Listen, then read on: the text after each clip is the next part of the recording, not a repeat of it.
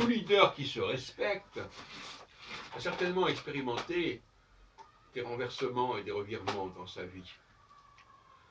C'est un moment où on s'entoure, on a une cour, on a des collaborateurs, on distribue des rôles. Et d'autres moments où on en a assez de ce petit jeu et on essaie de reprendre les choses en main par soi-même. Et à ce moment-là, les collaborateurs, on les met de côté. Ce cycle, c'est un cycle en fait. Il y a des moments où il en est ainsi et des moments où il en est autrement. C'est un cycle de 3 ans. Ça vaut dans le domaine professionnel, mais ça vaut aussi dans le domaine affectif. D'ailleurs, on a parlé dans le domaine des couples des périodes de 3 ans. C'est pas faux. C'est observé empiriquement, mais ça correspond à un quart du cycle de Jupiter. Et oui, nous avons là un revirement qui s'explique par la conjonction de Jupiter à l'ascendant, ou au contraire par le carré de l'ascendant. Quand il y a la conjonction, le leader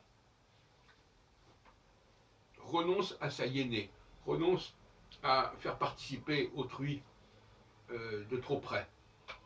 Il veut reprendre possession de ses moyens, il se fie essentiellement à son aptitude intérieure et personnelle.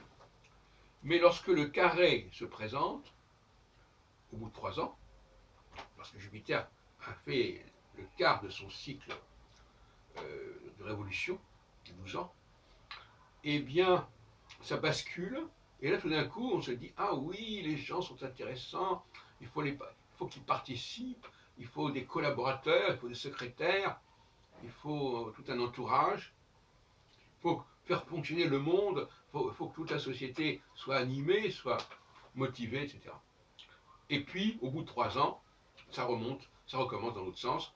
Oh là là, tous ces gens dont on dépend, qu'il faut payer, et qui ne font même pas leur travail correctement, on va s'en passer, et c'est la phase de conjonction, la nouvelle phase de conjonction ou d'opposition, puisque le carré est toujours à cheval, est en sandwich entre une conjonction et une opposition.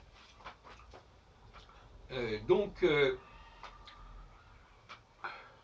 voilà, ce que je suis en train de dire, c'est que l'astrologie nous dit à quel moment on passe par une phase de quadrature, à quel moment on passe par une conjonction, au niveau du transit de Jupiter au degré ascendant de naissance, et que c'est un cycle extrêmement intéressant, qui varie d'ailleurs d'une personne à l'autre. Contrairement à ce que voudrait l'astrologie mondiale, qui voudrait qu'on obéisse à un cycle unique. Si on obéit à un cycle unique, c'est qu'il y a un leader unique. Effectivement, s'il y a un monarque ou un roi, il va y avoir une unicité du cycle. Mais s'il n'y a pas ce phénomène, s'il n'y a pas ce vecteur central, eh bien, ça va se perdre dans tous les sens, il y aura des gens dans toutes les directions, et il n'y aura pas du tout d'unité.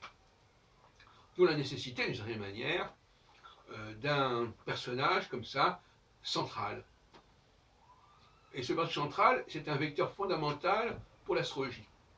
Si l'astrologie n'a pas sur Terre, si les astres n'ont pas sur Terre un relais central, une antenne centrale en quelque sorte, eh bien, c'est la confusion. Il faut donc que l'humanité se structure au niveau des leaders, et de leaders permanents, de monarques, de rois, de façon à maintenir à la fois une cohérence, mais une cohérence qui est liée à des cycles. Et donc par conséquent, cette fixité n'est pas du tout incompatible avec la cyclicité, contrairement à ce qu'on pourrait croire.